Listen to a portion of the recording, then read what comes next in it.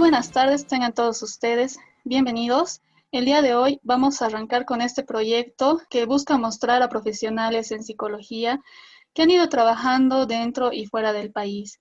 El día de hoy tenemos una invitada muy especial y es un placer poder presentar a la doctora María Lili Mari, docente investigadora destacada en el área de psicología política de la Universidad Mayor de San Andrés. Vamos a dar una breve lectura al currículum de la doctora. Tiene un doctorado en psicología por la Universidad Católica de Lovaina, Bélgica. Maestría en educación por la Universidad Católica de Lovaina. Docente e investigadora del Instituto de Estudios Bolivianos. Docente emérita de la carrera de psicología UMSA. Representante por Bolivia a la Red Iberoamericana de Investigación en Imaginarios y Representaciones Sociales. Miembro de la Asociación Iberoamericana de Psicología Política. Autora de varios libros y artículos en psicología, tanto en revistas nacionales como internacionales. Bienvenida, doctora. Muchas gracias por estar con nosotros. Igualmente, gracias a ustedes por invitarme. Para mí realmente un honor ser tomada en cuenta por los alumnos y exalumnos de la carrera. Muchísimas gracias, doctora. Bueno, doctora, entonces, para iniciar con las preguntas, tal vez una pregunta que se le han hecho recurrentemente, incluso usted se la ha hecho a usted misma, el cómo y por qué decide estudiar psicología. Digamos, mis primeros recuerdos me llevan a visualizar la hora de almuerzo familiar, las discusiones que se sostenían en casa, sobre todo con mi papá. Bueno, aclaro, yo soy el resultado de una madre boliviana con un padre extranjero, y en casa se podía percibir las diferencias de, digamos, de percepción sobre los hechos que sucedían en el país y eso repercutía en la educación de los hijos. O sea, somos el resultado de una mezcla cultural. Mi madre impartía, ponte, los valores católicos, porque ella era muy católica, y mi papá no creía en las religiones, él creía en la ciencia, entonces impartía lo que eran los valores de la ciencia. Además, el hecho de vivir en un país multicultural, tener contacto con la cultura aymara con la que estás día a día y con la que compartes en La Paz, las vacaciones que yo solía frecuentemente ir a Sucre y compartir con la cultura quechua en Sucre, que te demostraba que era una cultura diferente, un comportamiento diferente, o las visitas que iba donde mi abuela paterna a Chile, te mostraban que el comportamiento de las personas ante un hecho no es el mismo. Todo esto se motivaba, digamos, servía de motivación en la hora de almuerzo para las discusiones que solían versar frecuentemente sobre los problemas políticos y los problemas culturales. Desde pequeña yo recuerdo estar discutiendo problemas sociales con mi papá, y era interesante porque entre los problemas que solíamos discutir así encarecidamente y con mucho énfasis era en la problemática chileno-boliviana, que siempre ha sido una constante, digamos, en la población boliviana. Mi papá obviamente defendía su tierra natal y yo defendía la tierra natal mía, entonces era un encuentro de formas de percibir diferentes. Todo eso me ha llevado y me ha interesado en ver por qué las personas cambian, o sea, actúan en forma diferente en relación a la cultura de donde vienen. O sea, por qué una persona actúa de una forma y por qué la otra persona actúa ante el mismo hecho de una forma diferente. O sea, de ahí me empezó a interesar el comportamiento humano y el por qué ese comportamiento humano cambia ante las diferencias sociales. Eso me ha llevado, digamos, a mi interés en ver cómo funcionaba el cerebro. A mí me gustaba mucho la parte de biología cuando se estudiaba el cerebro en el colegio. Me acuerdo que tenía notas altas. Me gustaba mucho la psicología porque me daban, digamos, información sobre aquello que a mí sí me andaba preocupando, que era cómo el cerebro se relacionaba con la sociedad y la sociedad con el cerebro. De ahí que en la época en que yo salí de colegio, obviamente no había estudios de neurociencias como las que hay ahora, porque hubiese encaminado mi rumbo a la neurociencia, pero lo que más se aproximaba era la carrera de psicología que tenía la Universidad Católica. Entonces ahí he enfilado mi vida, o sea, al estudio de la psicología y a la parte de la psicología social. Soy digamos, del grupo grande que teníamos, que no era muy grande en esa época, que estudiaban psicología. Los que estudiábamos psicología social desde el inicio, digamos, habíamos escogido esa área, deberíamos ser pues un décimo de lo que eran los estudiantes de psicología clínica. Pero mi interés siempre ha estado en cómo la sociedad influye en el comportamiento de los individuos y cómo eso repercute en el cerebro de los individuos. Qué interesante, doctora, lo que nos cuenta y tal vez un poco para ampliar, ¿no? El cerebro, entonces, actualmente, ¿cómo usted cree que influencia o qué papel cumple en una sociedad? Es justamente lo que se da en clase, ¿no? En psicología social yo trato de mostrar a los alumnos que la psicología social es relacionada con la parte biológica del individuo, o sea, el cerebro del individuo no es el mismo, o sea, si bien vos puedes tener obviamente dos hemisferios, los mismos lóbulos, las circunvalaciones se ha visto que varían de individuo a individuo, lo cual podría estar afectando a la percepción y podría estar también determinado por la herencia que has tenido, o sea, por la historia de vida de los ancestros que te han antecedido, digamos, en la que es la vida del individuo. De ahí que como tú percibes o como una sociedad percibe o un individuo percibe una sociedad, va a depender muchísimo de toda esta parte de la influencia cultural que ha tenido y que tiene. O sea, el cerebro humano se ha desarrollado a partir de la necesidad de sobrevivencia del individuo. Está demostrado que gran parte del cerebro, exceptuando la parte de emociones básicas que son similares a muchos animales, que es la parte primaria del cerebro, el resto es el resultado de esta interacción entre la sociedad y el individuo, o entre la cultura o el medio ambiente y el individuo. O sea, para sobrevivir, el ser humano ha ido adaptando su cerebro. Por eso es que en distintas culturas tenemos distintas características de comportamiento, digamos, que depende muchísimo de la cultura donde está el sujeto. ¿Va? Hay un libro muy interesante que se llama, espérate, algo de la herencia, una herencia que uno no quiere. La herencia maligna. ¿La herencia? Maligna. No, se llama, no, es un libro de genética que te habla cómo la herencia ha ido influyendo desde la parte genética, no solamente en los genes y en la formación del individuo, ponte en el color de los ojos, en el color de la piel, sino también en el cerebro del individuo y en la forma como percibimos la sociedad. O sea que hay una dialéctica entre individuo y sociedad todo el tiempo. Tal vez también hablando un poquito más de su recorrido intelectual, sabemos que usted ha hecho muchas publicaciones en revistas indexadas y quisiera que nos cuente un poquito de cuáles usted considera que son las principales, de cuáles se siente más orgullosa. Bueno, es como si le preguntaras a una madre de cuáles sus hijos se sienten más orgullosos, te va a decir de todos, ¿no? Porque todos son el resultado de un sacrificio y de un esfuerzo. Algo que vale la pena citar, digamos, como esto lo van a escuchar los estudiantes, es que en Bolivia recién se están empezando a interesar en revistas indexadas. Y generalmente la gente escribía en revistas que no estaban indexadas y por lo tanto no eran de conocimiento del sistema académico internacional. Ahora se han dado cuenta que para que la universidad sea acreditada o sea reconocida internacionalmente, tiene como variable importante el que tenga revistas indexadas. La Facultad de Humanidades no tiene ninguna. La única revista indexada es tiene una, la de la carrera de Psicología. Es la única revista indexada que se tiene en la Facultad de Humanidades. Entonces, gran parte, bueno, he publicado con el Instituto de Estudios Bolivianos, que está indexado en estudios bolivianos, pero no a nivel internacional. Gran parte de las publicaciones o los trabajos que tengo, porque yo trabajo en el Instituto de Estudios Bolivianos y mi obligación es publicar ahí, porque ahí me pagan por investigar. En la carrera me pagan por enseñar, pero trato de publicar en los dos lados y de investigar en los dos lados. Tengo investigaciones sobre estereotipos, que es el resultado de un trabajo que he presentado en el Colegio de Psicólogos de Salta, que me invitaron para inaugurar su congreso, y es uno de los libros bastante citados que hay en cuanto a estereotipos en Bolivia.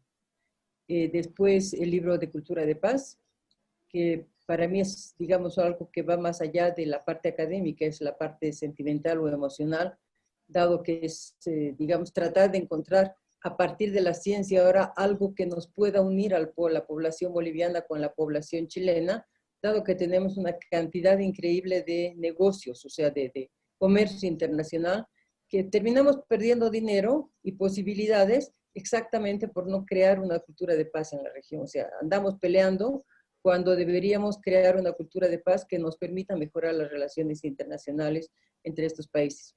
Justamente ahora estoy empezando una investigación con la carrera de Ciencias Políticas sobre emociones en las relaciones internacionales.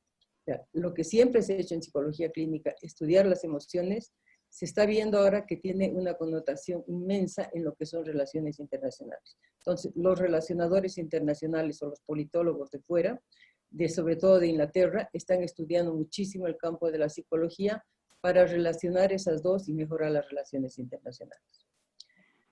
Después tengo unos libros interesantes sobre representaciones sociales, porque mi tesis doctoral está relacionada a psicología cognitiva y a representaciones sociales en Bolivia, cómo la cognición influye en la representación social. Y yo soy parte de la red de imaginarios y representaciones sociales, que es una red bastante grande, que se dedica al estudio de los imaginarios y de las representaciones sociales en Iberoamérica. Y ahí tengo unos trabajos también sobre representaciones sociales de la alimentación y de la salud. Y un trabajo que sí ha despertado también gran interés fuera es el por qué migran los jóvenes bolivianos. ¿Por qué esta tendencia a migrar? ¿Cuál es la representación que tenemos de la migración? ¿Cuál es la representación social que tenemos del país o que tienen los jóvenes del país?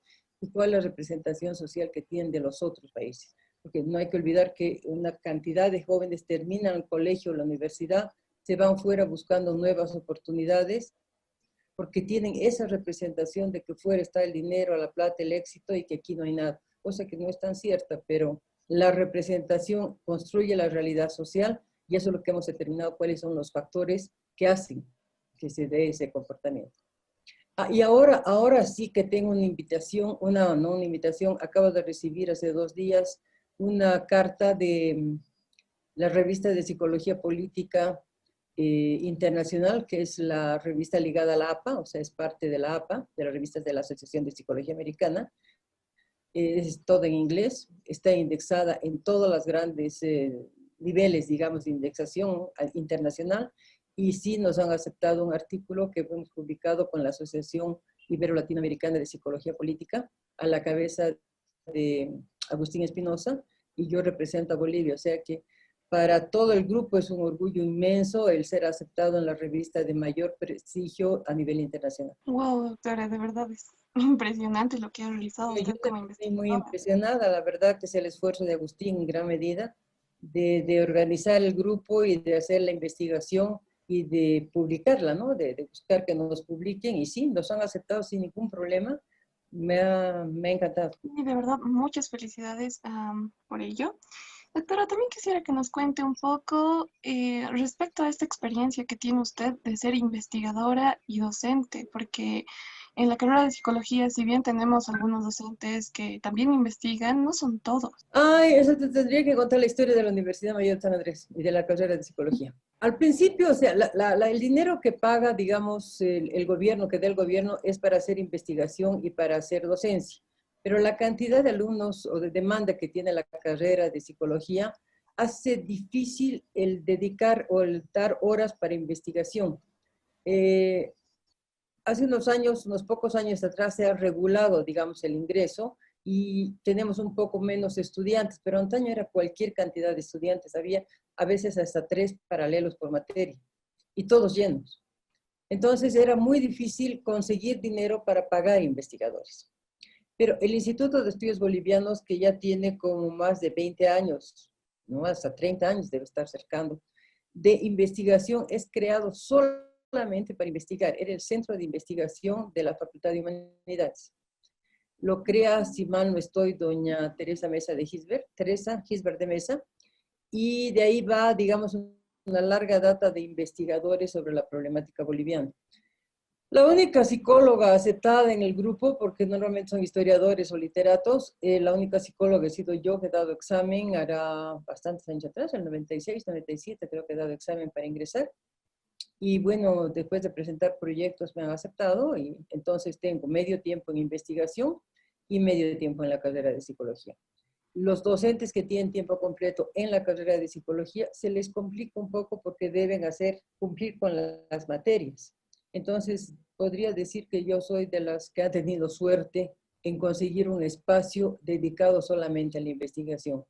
Ahora, debo aclarar que ese espacio dedicado a la investigación ha representado menor salario, porque como yo era más, te pagan por antigüedad también, o sea, los años que has pasado se reconoce. Como yo había iniciado mi trabajo como docente, me reconocían solamente la antigüedad como docente para la parte de docente. Y para investigación yo ganaba menos, porque recién comenzaba. Pero no ha sido un factor que me haya, digamos, desmotivado, o sea, me parecía intrascendente, porque mi interés principal era la investigación. Entonces, el conseguir un espacio en el Instituto de Estudios Bolivianos para mí era importante. Después, posteriormente, se han creado los institutos de carreras, y ahí viene el Instituto de el IPE, el Instituto de Investigación en Psicología.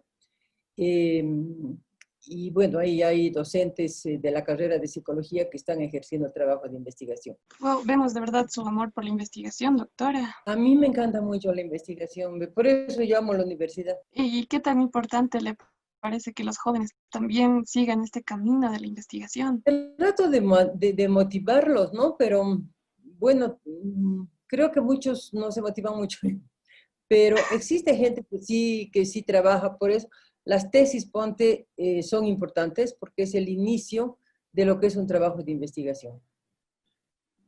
Lo que pasa es que yo creo que no le ve el estudiante el objetivo económico, digamos, de estudiar. Es difícil conseguir financiamiento para investigar, por lo tanto se te hace difícil investigar. Y bueno, el estudiante también estudia para comer, ¿no? O sea, tiene que buscar un trabajo después. Y es difícil. En Bolivia no se da dinero para investigación. En otros países la investigación es pagada por el Estado. Hay fondos para investigación, hay, digamos, concursos grandes para investigación. Aquí se ha comenzado ahora unos pocos años atrás con la parte del IDH, que no sé si continuará. El IDH es un fondo que tiene la Universidad Mayor de San Andrés para investigar. Ahí hemos sacado 2 veces proyectos y tenemos el proyecto de Cultura de Paz que ha permitido a 3 estudiantes de la carrera de psicología hacer su tesis, pagados. O sea, esos son los primeros estudiantes que yo creo tiene la carrera de psicología.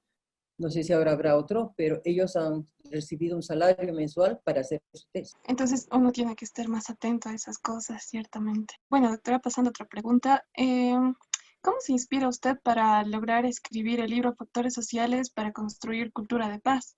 Porque es uno de los libros que al menos más ha llegado a las manos de los estudiantes. Es uno de los más reconocidos que usted tiene. Lo que pasa es que es el más nuevo.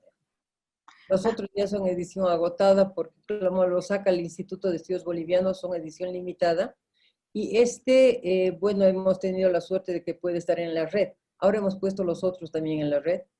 Y claro, es el que se trabaja con las universidades de fuera. Los otros han sido trabajados con la gente local, digamos. Aquí ha sido el trabajo conjunto de Perú, de Bolivia y de Brasil. ¿Cómo nace esto? Nace porque una mañana recibo una llamada de la Universidad de Tarapacá y el profesor Juan Carlos Romero me invitaba a replicar una investigación que habían hecho entre Chile, en la Universidad de Tarapacá, y la Universidad Católica del Perú. Ahí conozco, digamos, a Agustín Espinosa, porque nos invitan a Chile, e invitan también a Brasil y a España. Y ahí vuelvo a encontrar al que había sido mi copromotor de tesis en Bélgica, que era un chileno radicado en España, que también lo habían invitado a esta reunión. O sea, qué gran encuentro, gran después de varios años. Y Darío Páez, que ustedes lo han debido estudiar con representaciones sociales, una figura muy importante en representación social. Se niega a venir a Bolivia porque tiene miedo a la altura, dice que a Santa Cruz va, pero a La Paz le tienen pavor. Pero bueno, con ellos empiezo a trabajar, digamos, sobre la parte a replicar la investigación que habían hecho con el Perú, que era sobre estereotipos peruanos y chilenos. Y querían ampliar esto al campo de Bolivia más y ver qué pasaba con Bolivia. Entonces me invitan a la universidad, yo voy a la universidad, charlamos en la universidad y decidimos comenzar una investigación en conjunto. Bueno, aclaro que antes yo había estado como profesor invitada en el posgrado de la Universidad de Tarapacá por otros investigadores, por otros docentes, quienes hablaron, o sea, mencionaron mi nombre que yo podría ayudar en esta investigación a Juan Carlos Romero. Ahí lo conozco. hacemos grupo, hacemos equipo, y bueno, iniciamos el proyecto. Cuando vengo acá se abre la posibilidad de conseguir fondos con el IDH y presento el proyecto de cultura de paz para, digamos, solucionar problemas en la región y gano el concurso. Entonces ya teníamos fondos para realizar la investigación, lo cual me permite traer 2 veces a los docentes, presentar los resultados parciales y totales de las ponencias aquí. Hemos hecho, creo que un encuentro en el Radisson o en el ex Radisson. Ha estado hasta el rector inaugurando el encuentro y de ahí sale el libro, digamos, como resultado final del dinero que me da el IDH. Y ahí entran los chicos y se empieza a formar el grupo de psicología política y nace también el interés en la psicología política del grupo boliviano. Y bueno, los primeros que forman, digamos, esto son Varinia Morales, José Pidangos y Gabriel Ordóñez, ¿no? Que son los 3 que empiezan a formar e interesarse en cultura de paz y en problemática de psicología política. Y de ahí vienen otros docentes que ahora ya se han inscrito, que se han adscrito, digamos, al grupo y pueden hacer otras investigaciones interesantes. Bueno, un poco también tocando este tema de la cultura de paz. eh, es difícil hablar de cultura de paz en las universidades y en la sociedad en general porque uno cuando ve a su alrededor casi no ve paz, o al menos eso es lo que uno cree. Entonces, doctora, ¿cómo ha sido su experiencia? Porque usted ha sido pionera en este tema, ¿verdad?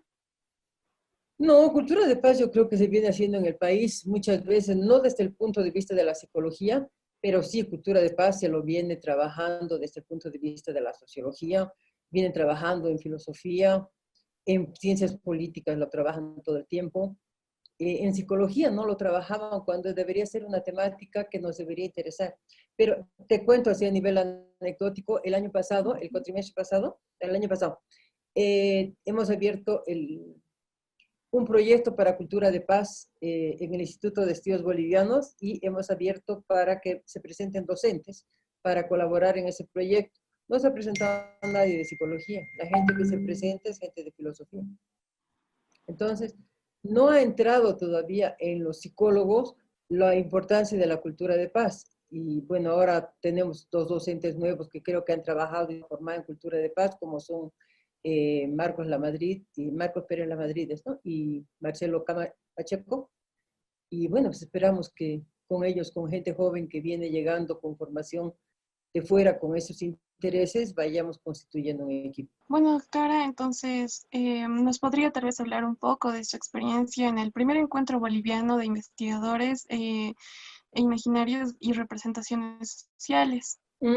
Ahí es otra historia. Las representaciones sociales y los imaginarios son parte de la psicología política porque hacen a la psicología del individuo. Es como los individuos, o sea, las representaciones sociales, como los individuos percibimos la realidad. Y normalmente para poder, digamos, entender la sociedad, nosotros creamos representaciones sociales, o sea, el grupo al que pertenezco, a través del campo perceptual, digamos, representa los distintos factores o fenómenos de la sociedad como una cuestión similar entre todos, porque si no, no podríamos, digamos, compartir ni comunicarnos unos a otros. Entonces, a través de los procesos de comunicación creamos la realidad. La realidad es una situación creada y, digamos, creada por los grupos sociales a fin de poder organizarse entre grupos sociales. Los representaciones y los imaginarios no lo estudia solamente la psicología, es un trabajo, es una investigación que lo hacen todas las ciencias. En el grupo de investigadores que tenemos en la Red Iberoamericana de Investigación en Imaginarios y Representaciones Sociales, existe gente desde el campo de la física, la biología, pasando por obviamente la sociología, que son los más, psicología, historia, literatura, o sea, finalmente todas las ciencias colaboran para crear representaciones e imaginarios.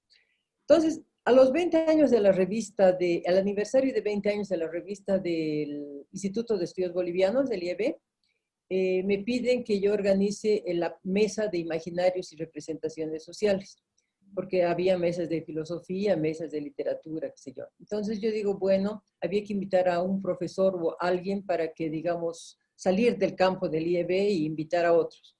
Y yo había conocido en mi estancia en la Universidad de Santiago de Compostela, cuando fui a o sea, para intercambio de docente, gané un concurso con la Comunidad Económica Europea.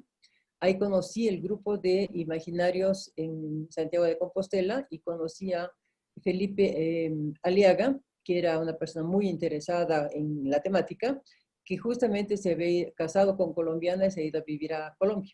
Entonces aproveché para invitarlo a venir acá y le encantó la idea, vino para acá, dio la conferencia, estuvo con nosotros, dio un seminario también, una serie de cursos en el IEB, y decidimos crear la red de imaginarios y representaciones sociales.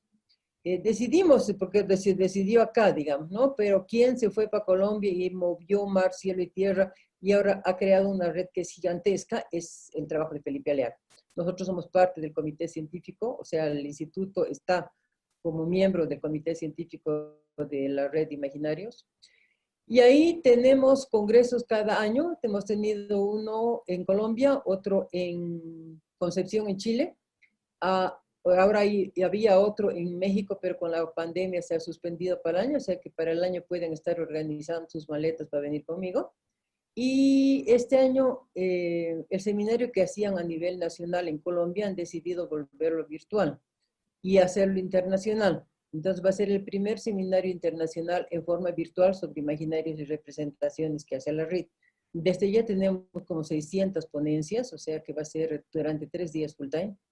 Y para motivar aquí en Bolivia, se me ha ocurrido, dentro del trabajo del IEB, crear el primer encuentro de representaciones sociales en imaginarios y representaciones sociales. A ver si, aparte de mi persona y Birna Rivero, que suele presentar y estar interesada en la temática, si es que podía encontrar a alguien más.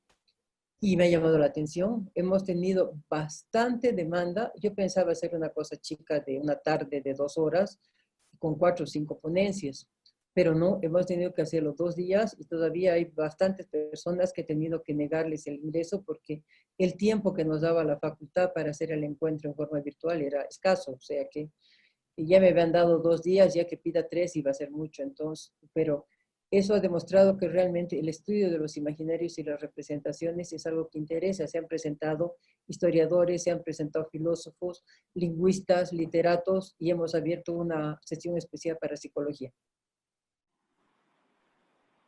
Y ahí pueden verla, está en la red, y ahí tienden, sobre todo en psicología, se han presentado exalumnos, alumnos que estaban ya egresando y profesores. Oh, lo vamos a buscar, doctora, y seguro lo vamos a poner al final del video para que puedan dirigirse también a ver la ponencia que va a realizar. Ahí está en la página de YouTube de la Facultad de Humanidades y Ciencia de la Educación. El segundo día es un lunes, se ha hecho lo que eran las otras carreras y el segundo lunes es solamente psicología. Bueno, doctora, también otro tema que es de sumo interés. Tal vez nos podría contar un poquito de su experiencia en el extranjero y el por qué es, o cómo considera usted, tal vez es importante que un psicólogo salga de su país o sea, para formarse. Yo considero que es importante que tú tengas contacto con otras culturas, porque eso amplía la mente, la forma de percibir, ya te he dicho, hasta hace mayores sinapsis neuronales en el cerebro. Además tienes acceso muchas veces a información nueva, aunque ahora el Internet te colabora muchísimo porque puedes acceder a datos muy importantes que antes no teníamos, pero el estar en contacto, el charlar con la gente, el compartir, es algo, y el aprender otros idiomas es algo que realmente vale la pena y los estudiantes deberían tender a hacerlo, a salir y a retornar para ampliar este campo de investigación, esperando siempre que, digamos, la nueva política que hay en el país después de octubre se interese un poco por la ciencia. Yo creo que la pandemia nos ha demostrado que no podemos estar alejados de lo que es la parte científica. Deberíamos tener mayor información científica, ponte en salud mental. Sin ir lejos, los países como Chile, que está cerca, o aún la Argentina, que tiene, digamos, una ideología distinta a su gobierno, se han preocupado mucho de investigaciones en salud mental en la pandemia. Aquí en Bolivia yo no conozco ninguna, no sé si ustedes conocen. Entonces, es importante el salir, el ver lo que sucede fuera, para darte cuenta que la ciencia es importante, que tienes que ponerle plata, esfuerzo, y yo espero que los psicólogos nuevos que van saliendo vayan adquiriendo nuevos conocimientos, se vayan formando fuera y vayan retornando al país con nuevas motivaciones y vamos entre todos a hacer presión para que la parte científica se desarrolle. Sí, es muy importante realmente que la cultura se forme también a partir de la ciencia. En Estados Unidos, no Estados Unidos, no, ¿para qué hablar de Estados Unidos? En la Católica acá hay intercambios de docentes o de estudiantes. En Estados Unidos era obligatoria. Yo he estado trabajando con la Universidad de Duke a través del intercambio de profesores que teníamos en el Instituto de Estudios Bolivianos. Venían los alumnos de Duke aquí a La Paz y iban los docentes del instituto a trabajar un semestre a la Universidad de Duke, que es una universidad entre las top de Estados Unidos. Porque en Estados Unidos tienen obligación un semestre todos los alumnos de ir a algún país extranjero. ¿Ya? Es parte del currículum de cualquier rama, digamos, de cualquier carrera, un semestre en una universidad de fuera. Entonces, había un programa de Duke en los Andes que los alumnos venían aquí a La Paz, a la Universidad Mayor de San Andrés, y se hacía un semestre acá.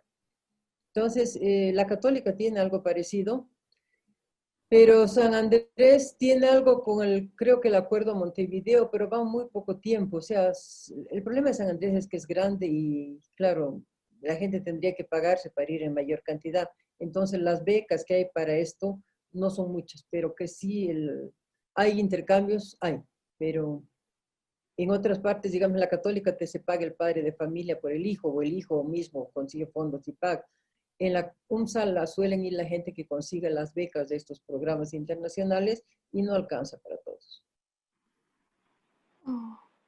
Bueno, doctora, muchas gracias. Tal vez Dani también quisiera hacerle un par de preguntas. Claro que sí, realmente un gran trabajo, un gran aporte que ha ido realizando a lo largo de la trayectoria académica que ha tenido como docente investigadora. Pero también me gustaría saber, doctora, ¿qué es lo que le ha llevado a interesarse en la psicología política? La psicología política es parte de la psicología social, o sea, es psicología social.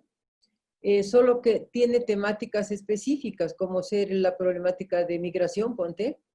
Yo he trabajado en representaciones sociales de la migración antes de formar parte de la Asociación Iberoamericana de Psicología Política, porque me interesaba, digamos, los problemas sociales, y la psicología política es parte de eso.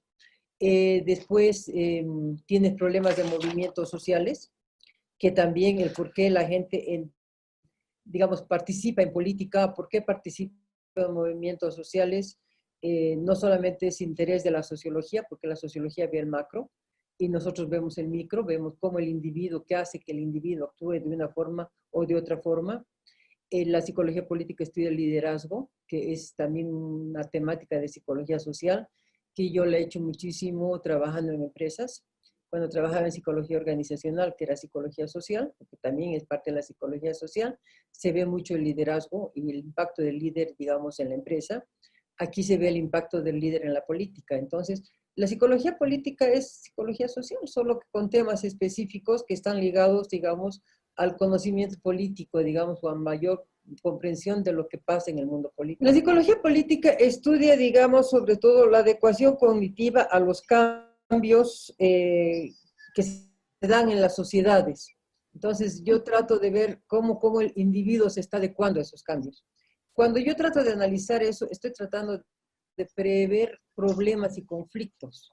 Entonces, la psicología política para mí, una parte importante es tratar de investigar cómo prever conflictos que se presentan en las sociedades, ¿va?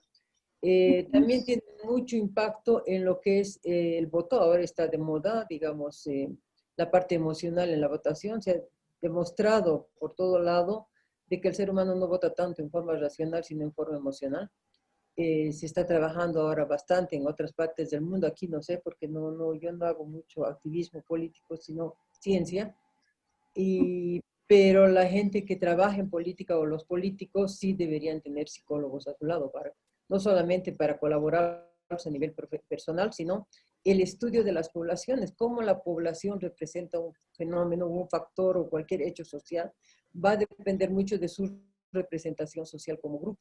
Y eso lo ven los psicólogos. Entonces, no va a ser lo mismo, digamos, llegar a una población campesina que llegar a una población en la zona sur, o sea, la forma en que se está percibiendo el fenómeno, un fenómeno determinado es diferente, y eso te ayuda a la psicología a comprenderlo, y de esa forma podemos tratar, antes de que se suscite el problema, tratar de evitar que se den los problemas. Creo que gran parte del trabajo o la importancia de la psicología política, sobre todo en países como el nuestro, que tiene tantos conflictos políticos, es exactamente el saber, digamos, cuáles son la adecuación cognitiva a los cambios para poder prever conflictos y crear culturas de paz. Perfecto, está claro que mediante la psicología política podemos velar por el bienestar de las sociedades. También me surge otra cuestión, doctora, y me gustaría saber cuál piensa que es el futuro papel de los psicólogos políticos de la UNSA. Inmenso, o sea, la Universidad Mayor de San Andrés es una universidad que, a diferencia de las privadas, tiene mucha gente de diversas culturas. Es un lugar donde, como dicen, la UNSA es la representación en chiquitito del país. Hasta su estructura se parece al país. En una universidad privada, el alumno no tiene cogobierno, ¿verdad? El alumno tiene simple y llanamente que acatar. Puede decir lo que piensa, tienen sistemas para informar, digamos, para manifestar sus opiniones, pero la opinión se las toma en los grupos que dirigen, digamos, la universidad.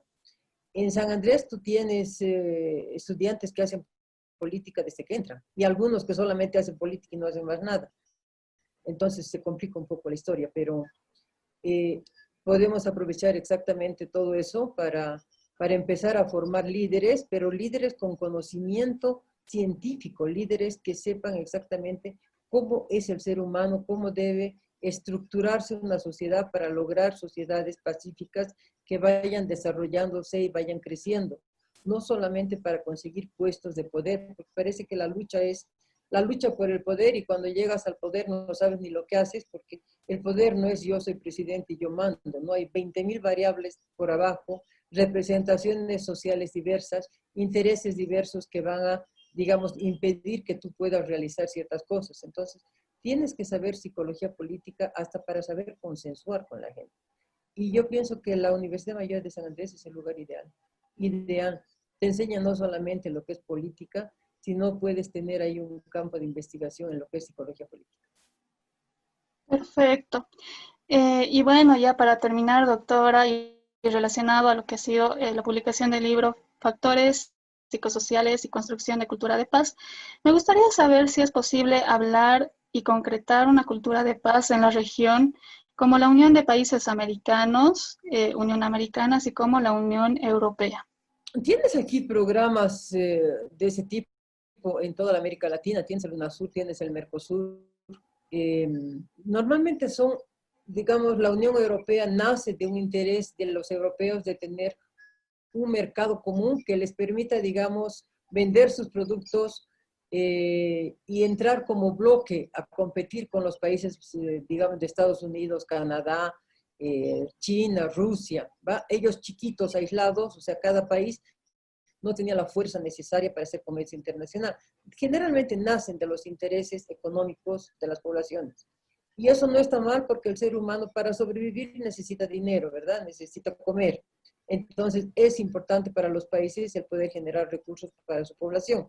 De ahí que nace la Comunidad Económica Europea, cuando se dan cuenta de que ellos finalmente son un continente chico, chico en tamaño porque son muy grandes en mente, y tendrían que agruparse, y nace la Unión Económica Europea, hace una sola moneda, etcétera, etcétera. Siempre, siempre ahí se respeta mucho lo que es la diversidad cultural y el respeto a las distintas culturas.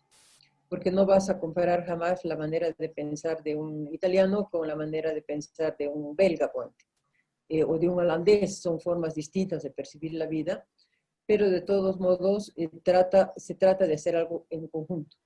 En la América Latina se hacen intentos similares con el Mercosur, con la UNASUR. Tienes en el Mercosur que son intereses también económicos, pero Bolivia siempre está un poco marginal, porque Bolivia, aparte de gas, no tiene otro producto para vender. Entonces, nuestra participación no es muy importante. No puedes hacer una reunión, o sea, una agrupación como Comunidad Económica Europea si no partes del principio de intereses económicos. O sea, eso es decir, o sea, nos vamos a juntar porque tenemos la misma ideología o tenemos, qué sé yo, la misma cultura. Desde ya la cultura en América Latina es muy diversa. En Bolivia nomás es muy diversa, imagínate en América Latina. No es algo que te va a unir. Entonces, proyectos que tienen como el ALBA a partir de una ideología no funcionan. Lo que funciona es juntar a partir de la sobrevivencia, la necesidad de sobrevivencia del individuo y de las poblaciones que está dado por el factor económico, mejor, o sea, juntarse y ahí crear un sistema en el cual, digamos, podamos como latinoamericanos tener fuerza. Eso nos va a generar una autoestima, una categoría positiva de nosotros y vamos a poder empezar, digamos, a producir más. Existen, ¿no? Aspectos psicológicos y sociales que pueden determinar una buena relación entre otros países. Y para esto es muy importante la parte psicológica. Bueno, hemos llegado al final de la entrevista. Quiero agradecerle su participación el día de hoy. Ha sido un placer poder conocer un poco más de su trayectoria y todo el trabajo que ha realizado en el área de psicología política y esperamos poder contar con su participación en alguna otra oportunidad. Muchas gracias. Nadie, que gracias a ustedes. Y, así también, doctora, de verdad muchas gracias por haber aceptado la invitación de la entrevista. Y tal vez a mí me gustaría también que nos pudiera dar o pudiera formular un mensaje para todos aquellos estudiantes de psicología, no solo de la UNSA, sino de tantas universidades, algo que usted considere que es importante que les llegue. Yo quisiera ver, yo puedo decir lo que yo quisiera, o sea, mi sueño. Mi sueño es ver que la psicología en este país esté implícita en la solución de problemas sociales. Quisiera que el día de mañana la generación de ustedes o de las generaciones que han salido recientemente o tal vez un poco antes, sea gente que esté comprometida con el desarrollo del país, que forme parte de procesos de construcción de paz, de mejoras en las poblaciones, de solución de problemas, de mejoras en la salud. Ponte, aún en el caso de la pandemia o del coronavirus, ¿dónde está la psicología en la parte de salud mental? La sigo buscando y no la encuentro. Y yo quisiera que el día de mañana se tome en cuenta los psicólogos en la solución de estos problemas que realmente son importantes.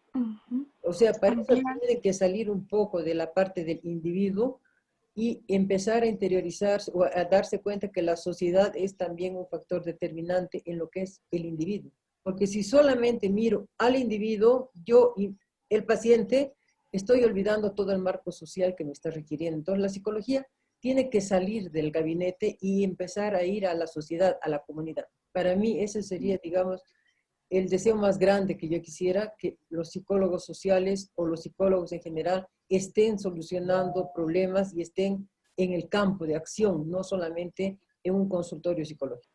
Ampliar la perspectiva de los jóvenes respecto a la psicología, realmente muy importante.